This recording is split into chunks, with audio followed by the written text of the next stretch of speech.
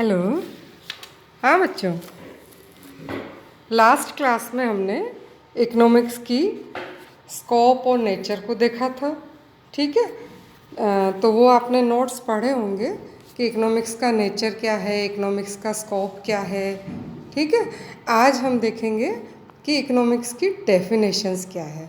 ठीक है, तो क्योंकि किसी भी सब्जेक्ट की जो डेफिनेशन है वो जानना बहुत ही ज़रूरी है। उसी से हमको उसके नेचर के बारे में, उसके स्कोप के बारे में और उसके कितनी क्या क्या चीज़ हम उसमें पढ़ते हैं, उसका एरिया क्या है, वो सब्जेक्ट क्या है, उस सब्जेक्ट में क्या चीज़ें आती है, क्या नहीं आती है, तो इन सब के लिए डेफिनेशंस को जानना बहुत ही ज़रूरी है। ठीक है, तो अब इकोनॉमिक्स के डेफिनेशंस कब से स्टार्ट हुई है? इकोनॉमिक्स तो जब से मानव जीवन स्टार्ट हुआ है, क्योंकि जब से हम पैदा हुए तब से कोई ना कोई आर्थिक क्रिया तो हम करते ही हैं। तो इकोनॉमिक्स का जन्म तो काफ़ी सालों पहले ही हो चुका है, लेकिन व्यवस्थित रूप से जो है इकोनॉमिक्स, उसका विकास एडम स्मिथ के समय से माना जाता है। तो 1776 में उनकी बुक है an inquiry into the nature and causes of wealth of nations, या जिसको हम राष्ट्रों की संपत्ति नाम से शॉर्ट में बोलते हैं, उस बुक का प्रकाशन हुआ था 1776 में। तब से हम इकोनॉमिक्स को एक अलग विषय के रूप में पढ़ते हैं। तभी से इकोनॉमिक्स का जो विकास है वो व्यवस्थित तरीके से हुआ था। तो हम एडम स्मिथ को आप जानते ही होंगे बच्चों कि एडम स्मिथ को हम फादर ऑफ इकोनॉमिक्स के नाम से जानते हैं। ठीक है, तो अब हम इनकी डेफिनेशंस को देखें अलग अलग। तो क्योंकि सबके विचार कुछ अलग अलग होते हैं, तो डेफिनेशंस भी अलग अलग टाइप की चलती गई। तो जैसे जैसे परिस्थितियाँ बदलती गई वैसे वैसे परिभाषाएं भी बदलती गई। तो कुछ लोग तो ये कहते हैं कि अर्थशास्त्र ने परिभाषाओं से अपना गला घोंट दिया, लेकिन ऐसा नहीं है। परिभाषाएं हम देखते हैं तो उस सब्जेक्ट के बारे में हमें काफ़ी जानकारी मिलती है। तो जब एडम स्मिथ थे 1776, तो उस समय जो उन्होंने परिभाषा दी वो कौन सी दी थी बच्चों? धन संबंधी परिभाषा या वेल्थ से रिलेटेड परिभाषा। क्योंकि एडम स्मिथ से पहले वणिकवादी थे, तो उन लोगों ने धन के ऊपर बहुत ज़्यादा जोर दिया था। तो इस वजह से उस समय की जो परिभाषाएं हैं वो धन से रिलेटेड है। तो इन्होंने उस समय जो धन संबंधी परिभाषा दी है उसमें खास तौर से कौन कौन से अर्थशास्त्री हैं? एडम स्मिथ है, जेबी से हैं, सीनियर है, जेएस मिल है। ये जो हमारे प्रतिष्ठित अर्थशास्त्री हैं ये सब इसमें आते हैं। इन्होंने धन संबंधी परिभाषा दी थी। तो इसमें ये क्या करते हैं कि इन अर्थशास्त्रों के अनुसार अर्थशास्त्र के अंतर्गत धन का अर्जन करने और उसका व्यय करने का अध्ययन किया जाता है। मतलब कैसे हम धन को कमाते हैं और कैसे हम धन को खर्च करते हैं। तो जनरली लोग बाग इकोनॉमिक्स को धन का विज्ञान ही मानते हैं। ठीक है, तो इसमें जो एडम स्मिथ ने डेफिनेशन दी है, क्या कहा एडम स्मिथ ने कि उनकी बुक का नाम ही जैसे मैंने अभी आपको बताया कि वेल्थ ऑफ नेशंस था। तो इसमें उन्होंने लिखा है कि राष्ट्रों के धन के स्वभाव एवं कारणों की खोज करता है। ठीक है, कि इकोनॉमिक्स क्या है? इकोनॉमिक्स वो विज्ञान है जो राष्ट्रों के धन के स्वभाव एवं कारणों की खोज करता है। ठीक है, फिर जेएस मिल की डेफिनेशन देख लीजिए। जेएस मिल ने क्या कहा कि अर्थशास्त्र वह विज्ञान है जो उन सामाजिक घटनाओं के नियमों का अध्ययन करता है जो मनुष्य जाति द्वारा धन उत्पादन और वितरण करने से संबंधित होता है और जो किसी भी अन्य उद्देश्य से प्रभावित नहीं होता है। तो जो ये धन संबंधी परिभाषाएं हैं, इनकी विशेषताएं क्या क्या है बच्चों? कि इनके हिसाब से मानवीय सुख का एकमात्र आधार क्या है? धन है। कि धन है तो व्यक्ति सुखी है। ठीक है, तो इनके हिसाब से धन ही सबसे इम्पोर्टेंट है। दूसरी चीज़, कि व्यक्तिगत समृद्धि से ही राष्ट्रीय धन एवं संपत्ति में वृद्धि संभव है। कि किसी भी राष्ट्र का विकास करना है, उसको समृद्ध बनाना है, तो उसको वहाँ के व्यक्ति समृद्ध होने चाहिए। फिर इनकी जो विषय सामग्री है वो धन ही उनका केंद्र बिंदु है। मनुष्य का स्थान इन्होंने क्या माना? गौण माना। मुख्य विषय वस्तु इनके हिसाब से क्या है? धन है। ठीक है। और इसमें ऐसे आर्थिक मनुष्य की कल्पना करी जो कि स्वहित से या स्वार्थ से प्रेरित होकर के काम करता है।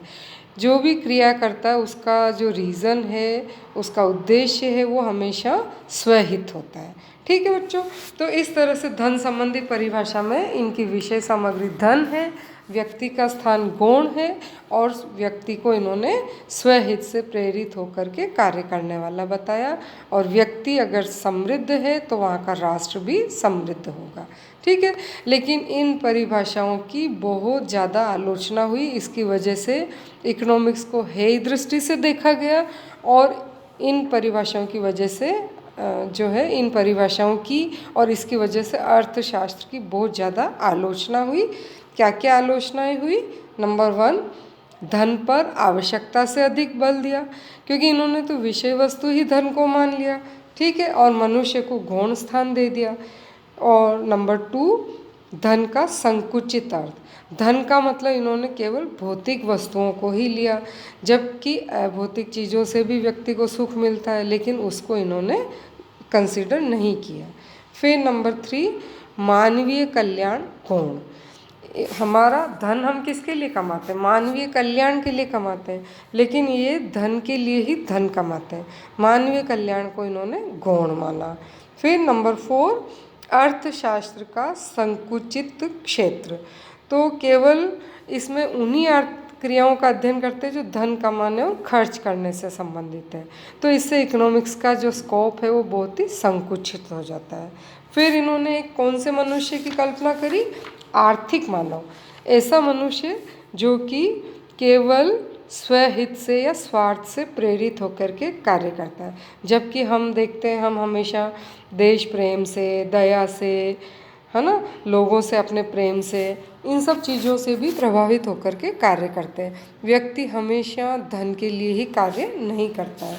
तो इस तरह से धन संबंधी जो परिभाषाएं हैं जो हमारे प्रतिष्ठित अर्थशास्त्र ने दी थी, तो इसकी काफ़ी आलोचना हुई।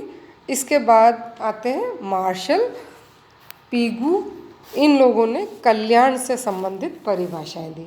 इन्होंने फिर दृष्टिकोण बदला, क्योंकि इकोनॉमिक्स को बिल्कुल science of bread and butter और कुबेर का विज्ञान और इस तरह से बहुत ज़्यादा आलोचना हो रही थी।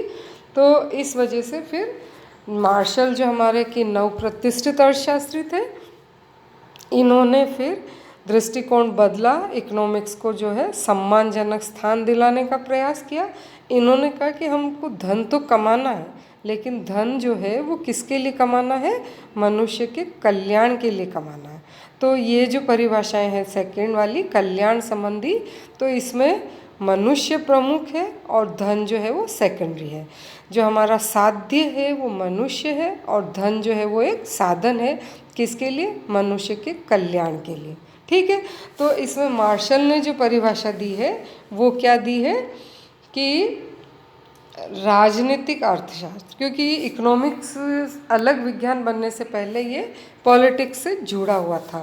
तो इसमें क्या कहा मार्शल ने कि राजनीतिक अर्थशास्त्र अथवा अर्थशास्त्र मानव जीवन के सामान्य व्यवसाय का अध्ययन है।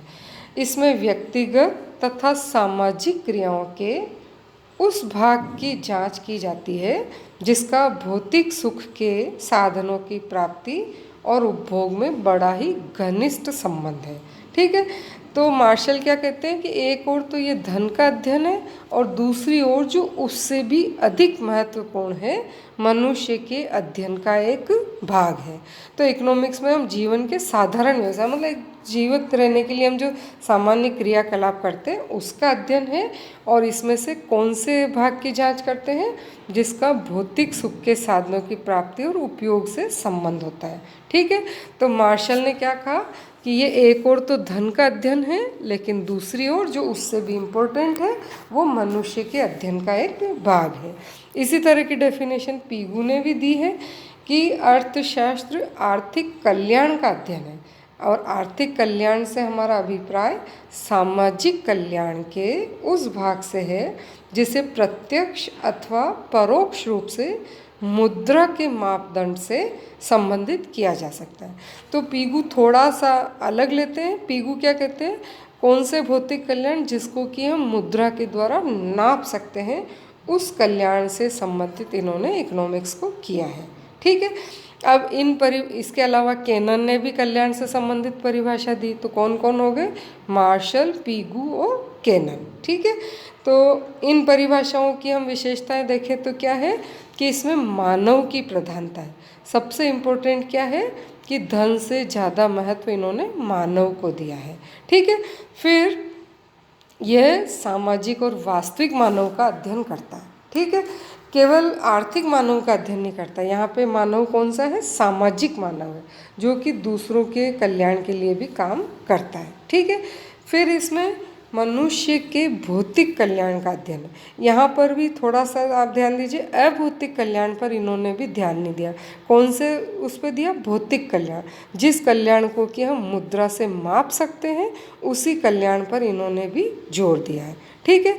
फिर सामान्य व्यावसायिक क्रियाओं का अध्ययन, मतलब इसमें हम राजनीतिक, धार्मिक, सामाजिक दूसरी क्रियाएं करते उसको नहीं लिया। कौन सी क्रियाओं को लिया, सामान्य व्यावसायिक, या जो जीवन यापन के लिए हम जो क्रियाएं कर रहे हैं आर्थिक, उन क्रियाओं को इन्होंने इसमें कंसीडर किया है।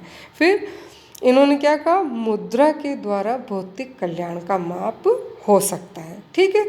फिर ये एक वैज्ञानिक अध्ययन है। ठीक है। फिर अर्थशास्त्र इनके हिसाब से कला भी है और विज्ञान भी है।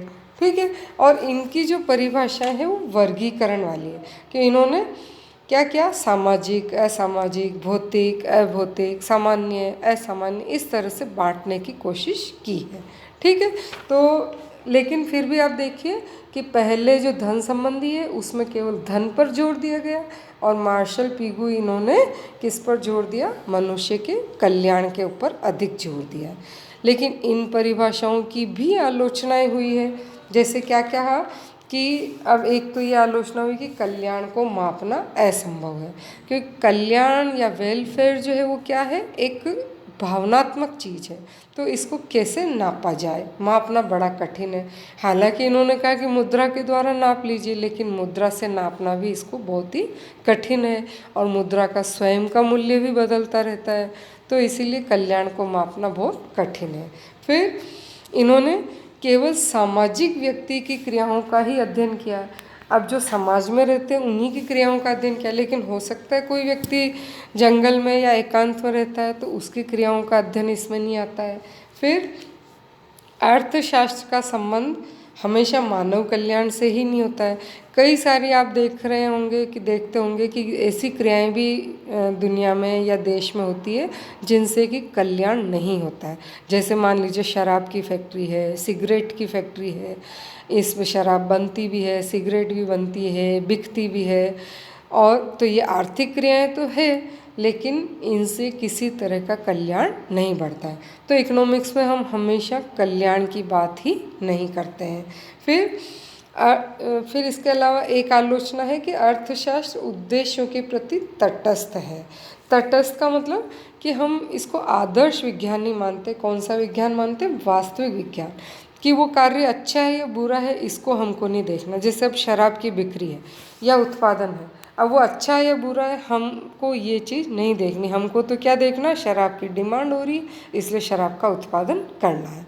तो इकोनॉमिक्स एक केवल आदर्श विज्ञान नहीं है, ये एक वास्तविक विज्ञान है। फिर इसके अलावा अभी आपको बताया कि ये जो डेफिनेशन है ये श्रेणी विभाजक है, विश्लेषणात्मक नहीं है। जैसे इन्होंने बांटा आर्थिक, अनार्थिक, साधारण, असाधारण, भौतिक, अभौतिक, तो इस तरह से क्रियाओं का बहुत ज़्यादा वर्गीकरण कर दिया है। तो विश्लेषणात्मक की बजाय ये वर्गीकरण वाली परिभाषा है। इसके अलावा मार्शल की जो परिभाषा है वो बहुत ही संकुचित है, क्योंकि इसमें हम अनार्थिक क्रियाओं का अध्ययन नहीं कर रहे हैं, ठीक है। फिर जो व्यक्ति समाज में नहीं रहता उसकी क्रियाओं का अध्ययन भी नहीं कर रहे हैं, ठीक है। फिर अर्थशास्त्र का इन्होंने भौतिक कल्याण से संबंध जोड़ा है, लेकिन कल्याण जो है वो एक मनोवैज्ञानिक धारणा है जो समय, स्थान और परिस्थिति के हिसाब से बदलती रहती है, ठीक है। और कुछ क्रियाएं ऐसी होती हैं जिनसे कि कल्याण बढ़ने की बजाय घट जाता है, जैसे नशीली वस्तुओं का उत्पादन, ठीक है। तो इस तरह से इन परिभाषाओं की भी काफ़ी आलोचनाएं हुई है, लेकिन फिर भी हम क्या कहेंगे कि मार्शल ने धन की बजाय कल्याण पर जोर दिया है। इससे पहले इकोनॉमिक्स को केवल धन का विज्ञान मान रहे थे, लेकिन इकोनॉमिक्स ऐसा नहीं है। इकोनॉमिक्स में क्या है, हम मानव के कल्याण पर भी जोर देते हैं, ठीक है बच्चों। तो आज हमने दो तरह की डेफिनेशन देखी, एक धन संबंधी और एक कल्याण संबंधी, ठीक है।